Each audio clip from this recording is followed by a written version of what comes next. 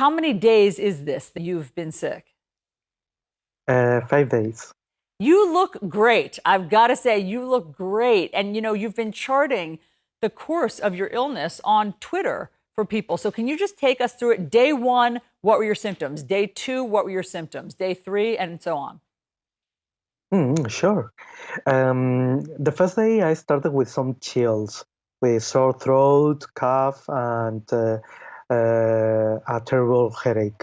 Then and low-grade fever, and then moved to day two.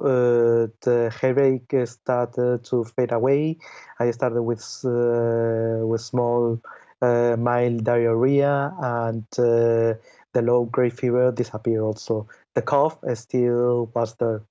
And day three, I started to feel a little bit better. As you were talking, we put up an ultrasound. You have an ultrasounds every day of your lungs. And if we could just put those up again, it's hard for us to know what we're seeing, of course, but what do you see happening in your lungs through day four? What I see, my ultrasound is opacities, which is correlates with a pneumonia. Oh, So the translation to my ultrasound will be pneumonia.